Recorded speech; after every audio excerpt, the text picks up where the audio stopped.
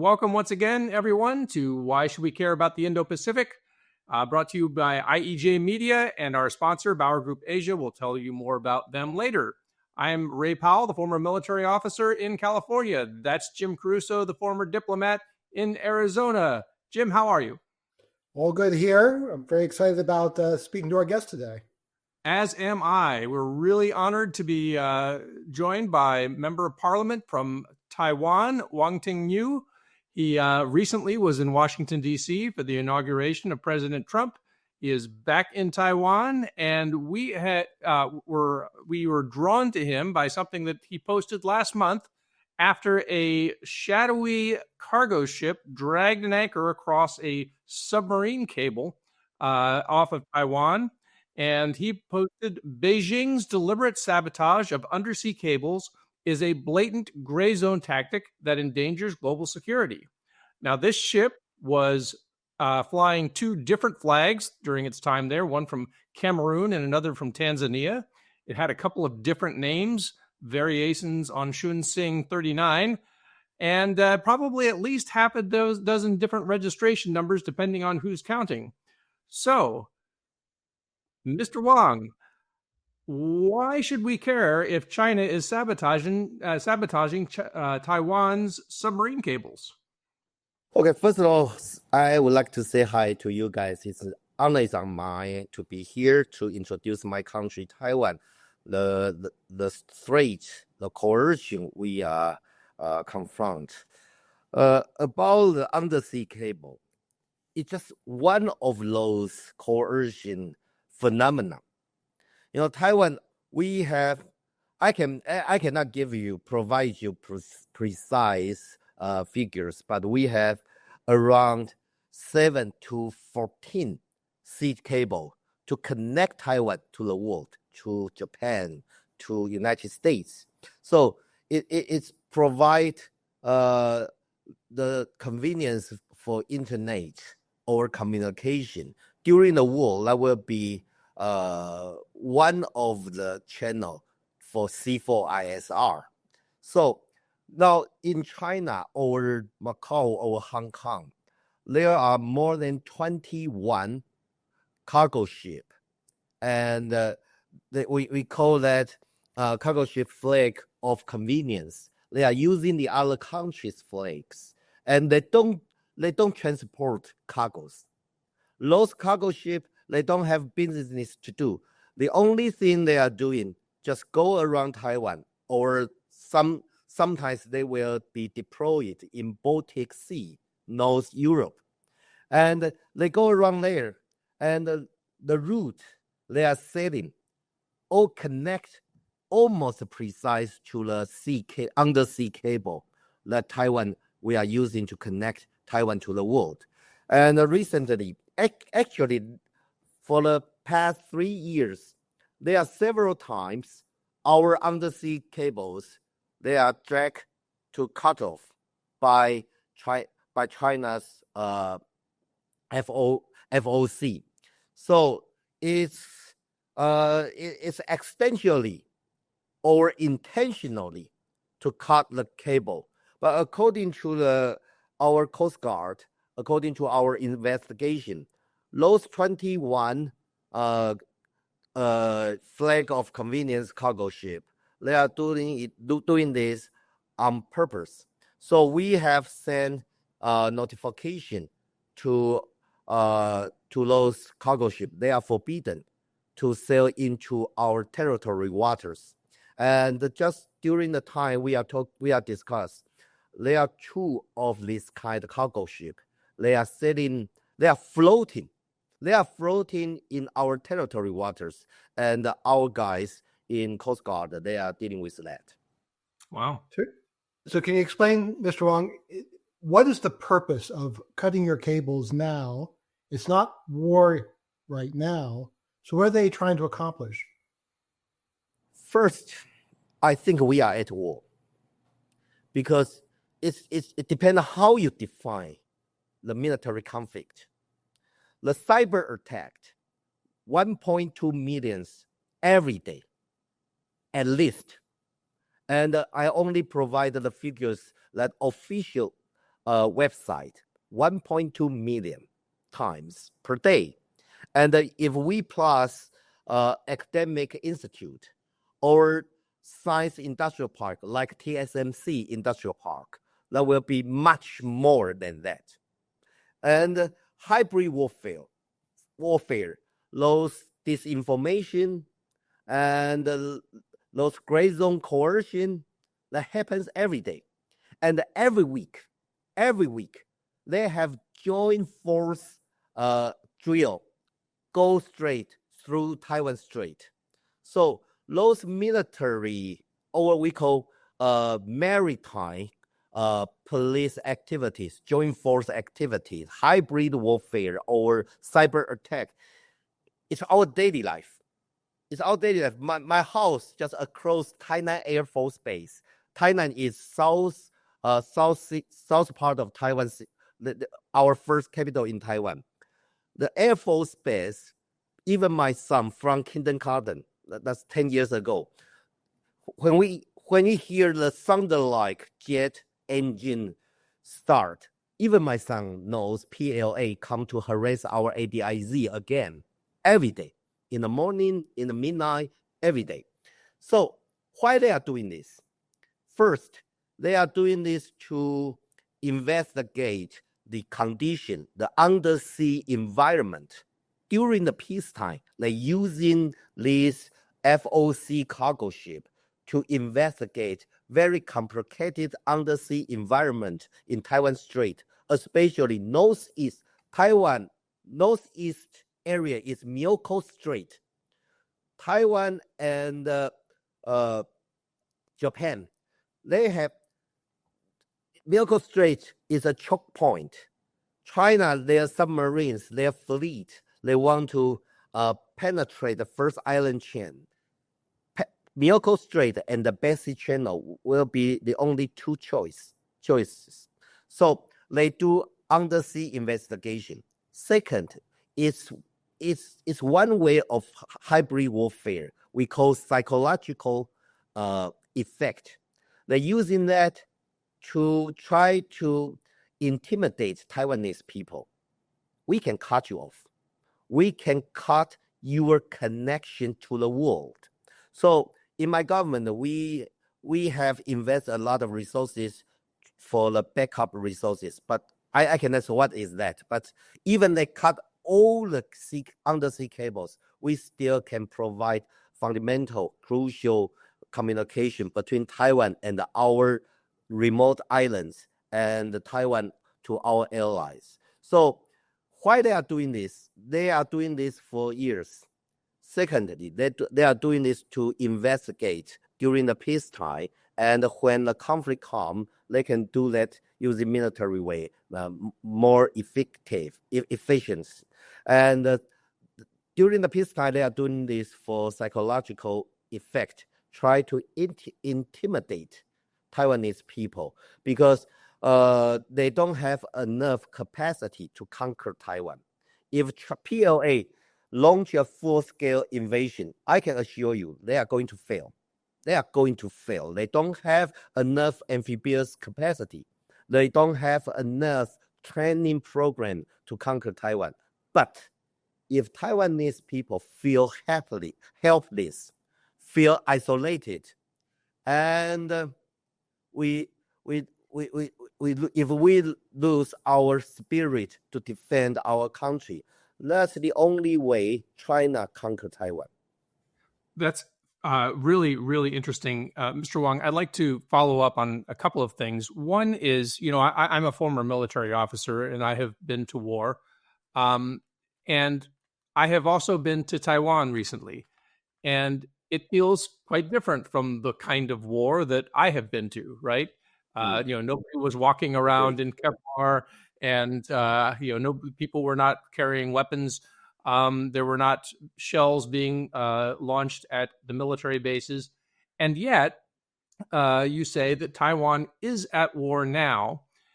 Do we need to rethink the way we think about war? Because I don't think if you ask most people around the world, they would say that Taiwan is at war today. And yet you seem like you really want to get a message across about the kind of war that Taiwan is in. Okay, let me interpret this precisely. What I mentioned, we are at war, is how we define the threat, how we define the war. If we define one country using cyber attack your country million times per day, they are trying to establish a battle environment. If we define a country using their navy or using their maritime police activities to harass your territory water, they are trying to sophisticate. They will try to squeeze your room to response. If we define a country using dozens of air fighters, destroyers to harass your borderline, if we define that is kind of war. Of course, we are at war. But Taiwan, for now, we still keep our stability and peace. So Taiwan, I think Taiwan is a safe place because Taiwanese people, we are under this kind of threat for maybe 5 decades. It's our daily life. So during your trip to Taiwan, you cannot feel sense of nervous. People, we are doing our work every day. During the COVID-19, Taiwan, we still send our kids to kindergarten, to primary school. We still go to our office. We try to maintain our daily life normal. And that's how we survive, because defense capacity is one basic fundamental way to protect our country. But our technology, our economy, our economic performance is the other way make Taiwan safer, because we are strongly connected to the world. We are a democracy country. Taiwan, we're using our value and our defense capacity to defend our own country. So we are under huge threat for decades. PLA, they increased their military investment since Xi Jinping became the president of China in 2013. Since then, they poured huge resources to establish Navy capacity and modernize their Air Force. So since 2013, they have a exercise named Long Range Exercise. They're using their bombers, their air fighters, and their destroyers go through Miyako Strait or Basic Channel to go around Taiwan to West Pacific. They call that 远海长训, long range military exercise since 2013.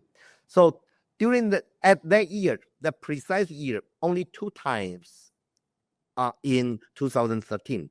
And since then, they increased a lot of projects, increased a lot of military items to combine, to join different military capacity. So for now, their long-range military exercise per year now reach to almost 20 times per year. And penetrate Taiwan Strait, we call 联合警巡, joint police activities that happens every day, that combine several destroyers and their large Coast Guard vessels and Air Force every week. So it's kind coercion and it's kind military activities. Try to make you get used to it. We have an old saying we call using warm water to boil frogs. The frogs won't jump out the pot. So they're using that to make our neighbors countries like Philippines or Japan or United States, they have military in Okinawa. They try to create an environment. People, you get used to PLA presence over there, but they increase the intensity, they increase the quantity, they increase the joint force quality. So that's what we need to be cautious. So for now, we are safe. For now, we have confidence to protect our country. And from Korea, Japan, Taiwan to Philippines, and the second island chain from Guam Island, North Mariana to Australia. We still have advantage to deter this kind of aggressive ambition by PLA, by Xi Jinping.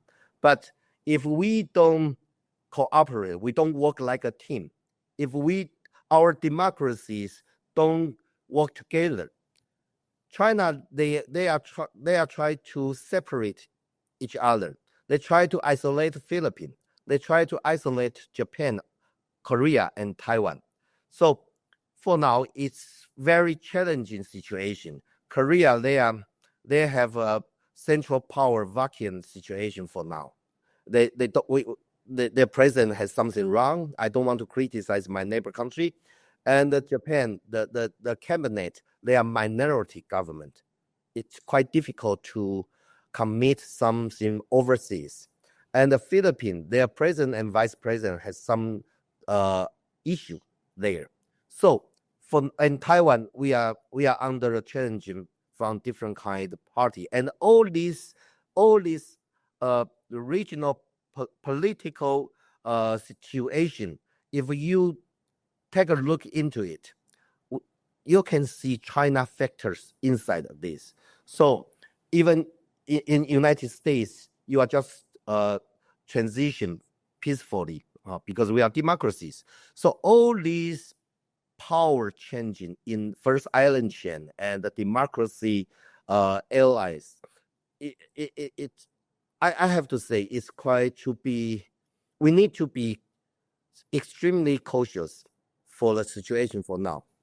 So what you described is increasing activity by the PLA, more incursions into your air defense identification zone, into your waters, things like the cable cutting. So increasing the pressure. But what you've described and what we understand is the Taiwanese people are standing strong. They're not panicking. So what does Xi do next? Does he keep trying to press up the pressure the way he does? Or is he going to be patient? Or are you concerned he's going to take more action? Sir, we don't predict war when it's going to be happen. What we need to do is to be ready to deter it. And one day, I hope this kind of ghost of military conflict can spare us. From when I was a child, we are under war threat. Now my son, they are under the war threat, but we working very hard. We try to protect our country, and we still pursuing the value of democracy, and we are doing quite good in economy. So I cannot predict when Xi Jinping try to do, but we can analyze all the intelligence information. China, they increase the pressure, try to intimidate. And in the other hand, they try to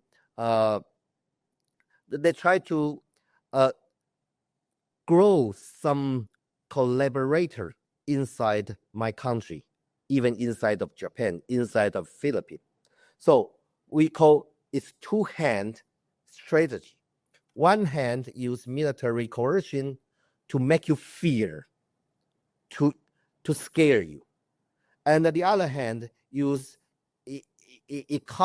economic incentives, or try to grow some collaborator inside these democracies, try to influence our law-making process, because we are, Taiwan and the United States, we are democracy country and we are open society. We don't forbidden freedom of speech, freedom of different opinion. So using this way to squeeze the room for you to resist this kind of threat. And in military way, they are building large amphibious boat recently every year, and carriers using that military items to show their muscles. And they are used, China, they have more than 20% of unemployment for their youth. They don't have job for their younger generation.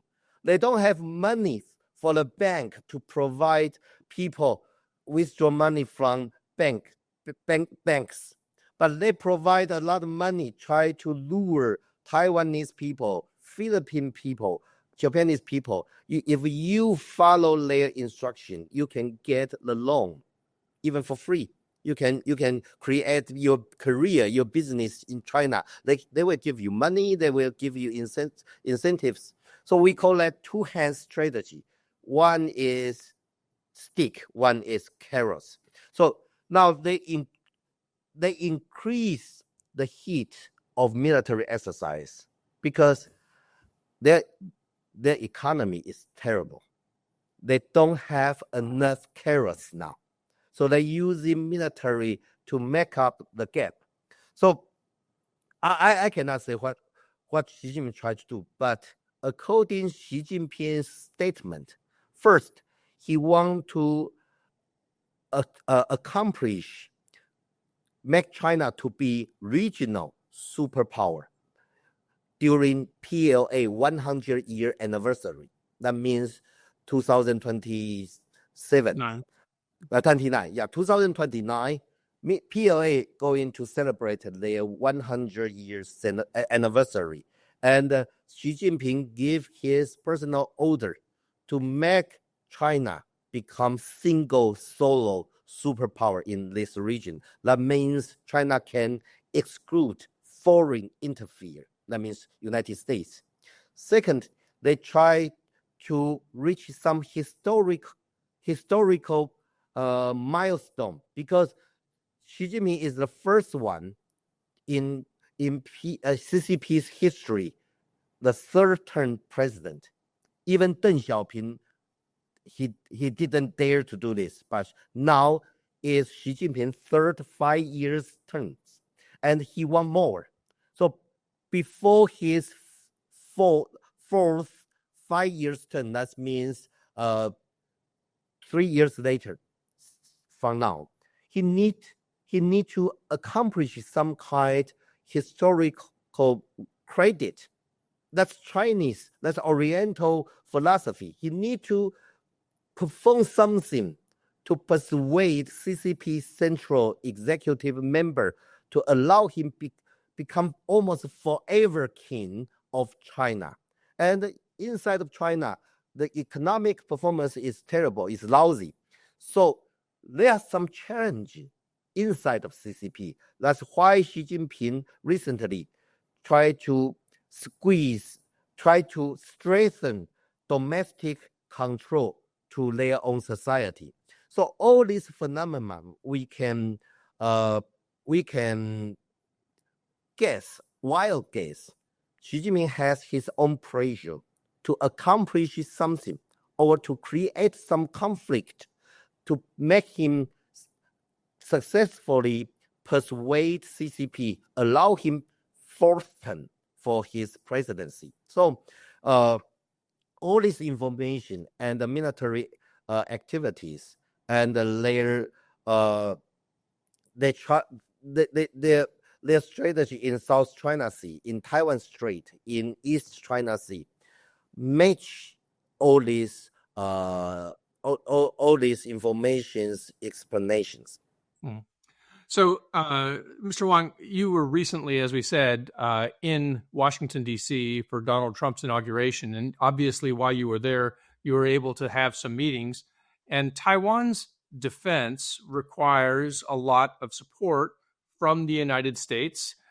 But Taiwan has also purchased weapons from the United States that have not yet been delivered. Mm-hmm. Were you able to get the kinds of answers that you wanted when you were in Washington, D.C.? Did you get the kind of assurances that the United States remained committed to the defense of Taiwan and that it would be also moving on making sure that those weapons do get delivered? I'm the most senior member in Foreign Affairs and the Defense Committee. In Taiwan, in our parliament, there are 8 committees. my committee is the only one connected to president's privilege. We put intelligence bureau, defense DOD, and foreign affairs, overseas citizen, and veteran all in one committee. And I'm also the chair of these committees. So that's why I attend the inaugural in DC. It's cold. It's quite cold to Taiwanese. So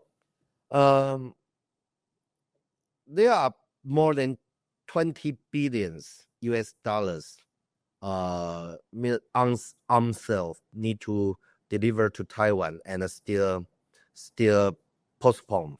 And we got some answers from some key persons.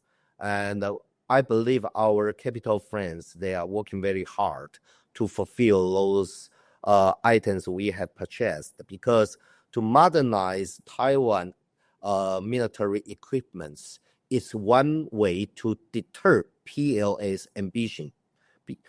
We have HIMARS delivered last month.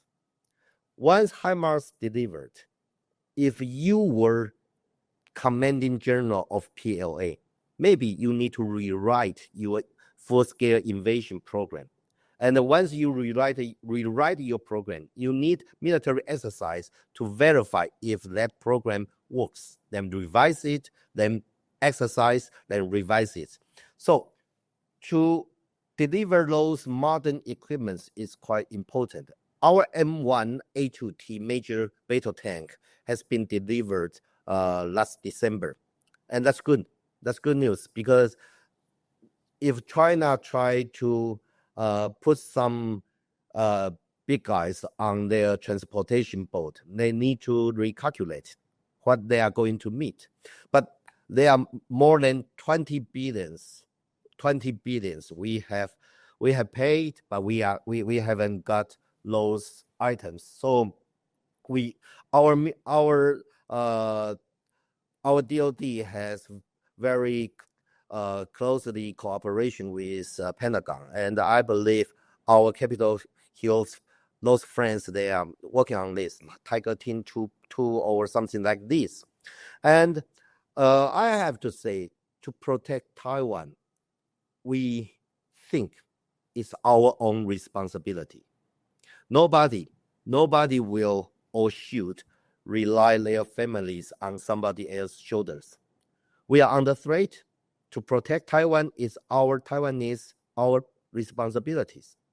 But if you realize how important Taiwan is in supply chain, in those value we cherished, and strategic position importance, to give Taiwan a hand, we appreciate it. But it's also helped the world to stabilize all kinds of things.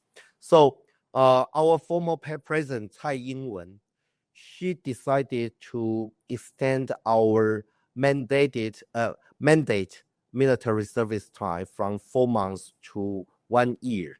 And we signed contract with United States.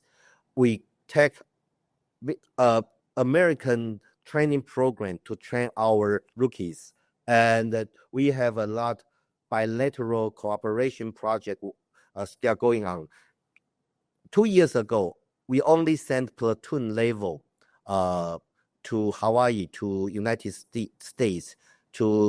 We have a joint military exercise and training program. But from last year, we raised it up to battalion level. So now each year, we send 2 complete battalion to United States to take the modern military training program. So we extend our military service time for every young man. We try to modernize the equipments we need. We try to learn the skill, the training program from United States, but we are competing with the time. I don't want to say we are running out of time, but it's never enough.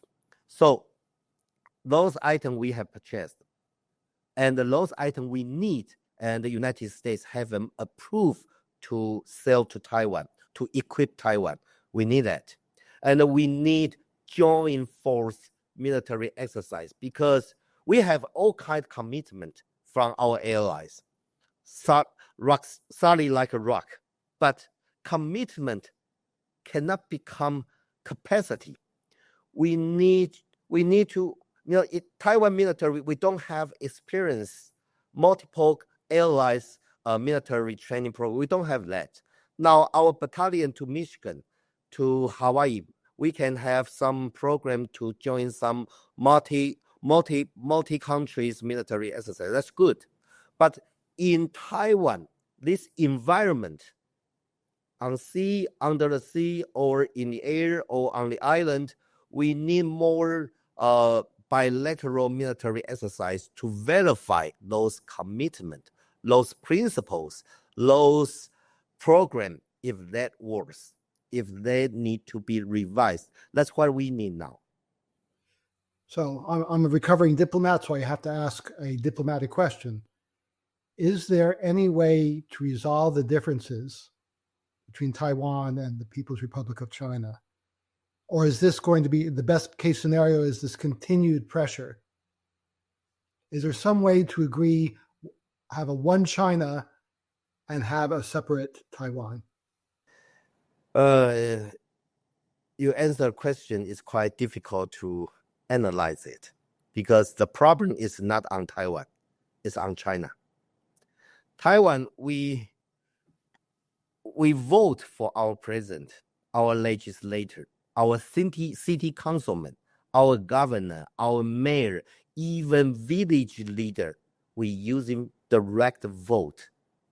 We are a democracy country, and under a giant autocracy threat like China, it's quite easy and convenient to become another autocracy. Let's don't change the president. Let's defend our country forever. But Taiwanese people, we pursuing democracy for decades. We don't want to sacrifice that value. We want to keep the freedom for me and my next generation. We have freedom to make choice. It's how we live for years. So we never threat China. China, their economy can be this good. Actually, Taiwanese people help them a lot. And when China has some disaster occurred, like earthquake or flood, Taiwanese people donate money, maybe the number one. Taiwanese people, we are nice. When Japan, their tsunami impact, Taiwanese people contribute the number one donation to Japan. Even China using their missiles to target Taiwan. We are willing to show our kindness. So the problem is not on Taiwan, it's on China. China, they surrendered their land, their territory to Russia. It's 150 times larger than Taiwan. And why they need Taiwan? It's not some BS historical mission or Taiwan is their historical territory. No, Taiwan has never been part of China, not even one single second. Taiwan has never been under-governed by PRC, never. But why they need Taiwan? Because they need outlet. They need a door, a gateway to enter Pacific Ocean. China tried to be a huge country like United States. They want to compete with United States. But if you look at the map, the first island chain, like a chain, all the choke point controlled by the allies of democracies. Japan Channel, Miyako, Bessie, Malacca. They all have military treaty or some kind of cooperation with the democracy, especially United States. So when China try to be a superpower, he need to solve this problem. 80% of their gasoline, their LPG, transported from Persian Gulf, go through Malacca Strait, South China Sea, Taiwan Strait. So that's why Xi Jinping using Belt Road, one belt, one road. He tried to establish a land transportation line, go through Pakistan, those countries, but he failed somehow. So CCP, communists, they are desperately try to get rid the first island chains, all these checkpoints, make China actually is a land country, not an ocean country. So he needs Taiwan, because if they invade Japan, that means invade the United States, because you have treaty over there. And if they want to invade Philippines, they need to go through Taiwan. So Taiwan play very crucial position here. And whoever take Taiwan, those one can control West Pacific Ocean and Philippine Sea. And Guam Island will be useless. Maybe you need to move back to Hawaii. And whoever control Taiwan can control 2/3 of energy transportation to Japan and Korea. So Taiwan, because we are valuable, so we are miserable. We are under threat. That's the reason we always say, we are too close to China, too far away from Hawaii. If Taiwan is unthinkable carrier, we are willing to sail into Hawaii. That would be nice. So this kind of threat depend on China's ambition, depend on their agenda. It's not some diplomatic way, or Taiwan accept some conditions, some terms by CCP, because their purpose is not try to exist peacefully with you. They try to annex Taiwan. They try to occupy Taiwan, unless China CCP changed, their autocracy changed. And I have strong belief in democracy. I believe if we can deter this conflict long enough, God will solve this. Xi Jinping won't live forever. All right. Well, from your lips to God's ears, I'm sensitive to your time. I understand you have an important vote you have to get to, so we don't want to keep you from casting your vote. But sir, you have been a joy and a pleasure to have on. We are most honored, and we are excited to have been able to talk to you today. Thank you so much for joining us. Thanks for your time, and thanks for your concern to my country. Thank you.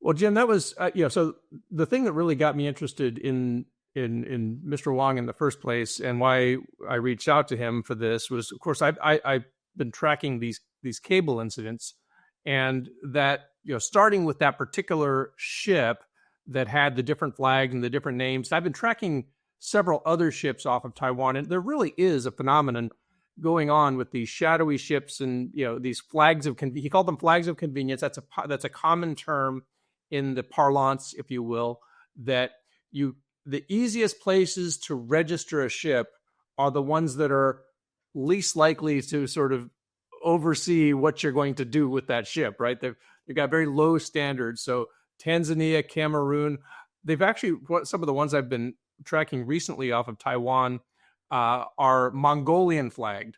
Now, if you check, Mongolian Sea is really deep. if you check your little globe there, you might notice that there's not actually any of the blue stuff that touches the coastline, the quote coastline of Mongolia. But they give out flags, and a couple of those have been hanging around off of Taiwan recently, and makes you wonder. Well, and to be fair, most big shipping fleets have flags of convenience for tax purposes. Right. So Panama is popular, Liberia is popular, Marshall Islands. Yeah. Yep. That to me is not neither here nor there. What is really weird is having a cargo ship that doesn't stop at any ports. Right. It just wanders around endlessly, Yes. running around Taiwan. So my question to you, military boy, is if you're the Taiwanese military and you see this ship going back and forth, don't you go and start shadowing it and investigate a little bit? Well, so I think that's part of where Taiwan, this also is part of China's strategy, I think. So again, besides having the deniability of hiding behind an old cargo ship with a Mongolian flag and registered, in some other place and registered in Hong Kong and all of these things, and they can just say, how do you know it? How do you know we had anything to do with that? They also are able to kind of overwhelm Taiwan's defenses, right? So why do you have a navy so you can chase after these little, these little cargo ships, dragging anchors around the bottom? That's one more. So you'd rather have your navy out there, say, patrolling, looking for the PLA navy, exercising, preparing for possible conflict, the things that navies do, right? And even the Coast Guard, the Coast Guard is extremely busy around Taiwan, and they've got a lot to worry about. And this just creates more problems for them. In fact, when that one vessel that damaged the cable up to the north last month, they never actually ever were able to board that vessel because by the time they got out there, the seas were high and the vessel basically just left. And so, this also sort of leads you into this problem, which is we are used to these neat little categories of peace and war, and China has figured out how to exploit all of that space in the middle. What we, in a recent conversation here on this podcast, we're talking about this gray zone. Right. And this is where we need to adjust our tactics to adjust to their tactics. Yeah. Because China pays no price for this. Or they pay a price that they have just kind of come to accept, right? They pay the price of some reputational harm and blah, but they're just sort of over that. They're like, yeah, people think some people think we're evil, but enough people are willing to put up with us so that maybe we just don't mind so much anymore.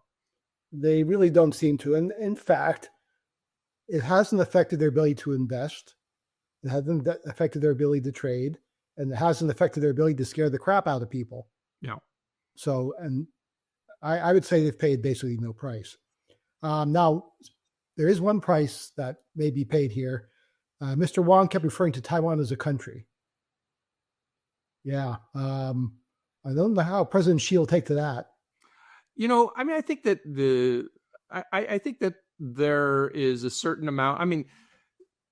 I think that the Taiwanese, many of them refer to themselves as a country. They may not throw the term independent in there. They believe they are China, right?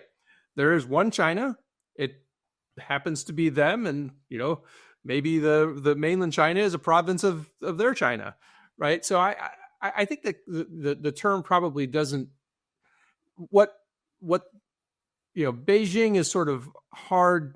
They've got this tripwire. If you talk about sovereignty or even especially independence, that's what really sets them off. Now, of course, they still maintain that full court press, trying to get every other country, every other entity, every other company in the world to incorporate, Taiwan into China in every communication, Chinese Taipei and all of this stuff, which is why, again, Olympians have to go to the Olympiad with Chinese Taipei printed on their shirts. China remains in the full court press. Well, and the United States, among other countries, recognizes one China. We don't say which is the one China. Yeah. But we have a diplomatic embassy in Beijing. We have an office in Taiwan. And, so one of the battlegrounds has just been language, right? So it really matters a lot to China, whether you say one China policy or one China principle. If you mess that up and say principle instead of policy, they get really happy because you've sort of conceded now that Taiwan is part of China. Most people don't think of that deeply, right? They don't know that there's a distinction, but boy, China sure knows. Well, it's like theology. You have to get the nomenclature right, or you're going to hell. Well, here you go. You might want to find another church. I'm happy here. The one that you've been going to in Beijing is a little rough. Yeah, but they have good cookies. All right, tell me a story that's going to elucidate all this. All right. Well, I was trying to think of a good Taiwan story, and nothing came to the top of my head. So I'm going to tell you, since he was recently in Washington D.C., I'll tell you a visiting Washington D.C. story. And as you know, I do spend some time on television from time to time, and every once in a while, I get roped into these TV appearances for, of all places, Egypt. There are a couple of different Egyptian stations that have my name in a rotation, and they will ask, and if I if I have time, then maybe I'll go ahead and do it. But the time zones can be really rough. Well, they're not quite as bad when I'm in Washington D.C. And on this particular occasion, I was in Washington D.C. and they wanted this. This happened to have been right about the time of the Prigozhin mutiny in Russia. And so they wanted commentary on that. Now, this is not why should we care about Eastern Europe? So I am not necessarily a Russia-Ukraine specialist, but they have low standards. So, I was in the military, so I must know all kinds of things about that. And so I was trying to do a good job of making sure I was current. So I am on my way to pick up a friend to take her to visit a couple of other friends, and as I'm on my way, I get stuck in traffic, and so as I'm stuck in traffic, and it's coming closer and closer to the time I'm supposed to be on television, and I can't get out of traffic. I can't find a place to pull over, and so finally I get to a place, and I basically have to sort of try to find a place to take my iPhone and be kind of still enough to go on television, on live television, to be able to talk about Prigozhin. Now, meanwhile, it happened to have been right at the time that everything was changing with the Prigozhin mutiny. He was on his way to Moscow. He was crossing this river. The Russians were doing this as that all of a sudden, by the time I got to a place where I was supposed to do this thing, actually the whole mutiny was falling apart. And so I'm trying to listen to things to keep up with what's going on so I can be current. And meanwhile, all I had was my iPhone to go on TV. So I'm all sweaty. I try to find a place to put the iPhone so that it's not bouncing around, because they don't want it to bounce around. So I wedge it into a wall in between a couple of bricks. And I'm talking to this thing with my, trying not to sweat through my shirt, talking to this Egyptian station about the Prigozhin mutiny. And so as soon as I'm done, I hit stop and I turn around, and there are two Capitol policemen there, and they are angry. I mean, they are mad. And they said, "Did you not hear us yelling through the door that you were that you needed to get off of such and such property?" I'm like, "What property am I on? There are children inside there." And so all they knew is, here's this guy yelling at the wall, right? Because that was what I was basically yelling at the wall. I wasn't responding because I didn't hear them, to whoever was inside. So they called for backup. If they had showed up about 30 seconds earlier, there would have been this epic live on TV, Ray gets accosted by the police moment, which would have gone down in history. Eventually I had to sort of show them all of my documentation to prove that I wasn't some kind of, child predator or something like that. So those are the perils of going on live TV. Ray, since you have a face made for radio, I think that's a lesson somewhere in there. All right. Well, by the way, we do need to mention, now that you've heard about what a lowlife I am, living the high life means going to visit our sponsor at BauerGroupAsia.com. Bauer Group Asia is a strategic advisory firm specializing in the Indo-Pacific. They apply unmatched expertise and experience to help clients navigate the world's most complex and dynamic markets, and they can talk to people like my co-host, who is also not a lowlife, Jim Caruso. Instead, he is a senior advisor with Bauer Group. Visit them at BauerGroupAsia.com. We also want to thank our producer, Ian Ellis Jones at IEJ Media. He does these fantastic military and geopolitical graphics that you will find if you follow him at Ian Ellis Jones on X. Of course, if you like this episode, then please like and subscribe to us on YouTube, like about 10,000 other people have recently. You can find us at youtube.com at IP Podcast. If you're listening to us on audio, please like and subscribe there. Apple Podcasts, Spotify, Amazon Music, all that stuff. On X, we're at Indo-Pac Podcast. On LinkedIn, you look for our name. Why should we care about the Indo-Pacific? And if you have specific suggestions, please do email them to us, Indo-Pacific Podcast@gmail.com. And we do read every one of those. So thank you for joining us this time, and please join us next time on Why Should We Care About the Indo-Pacific?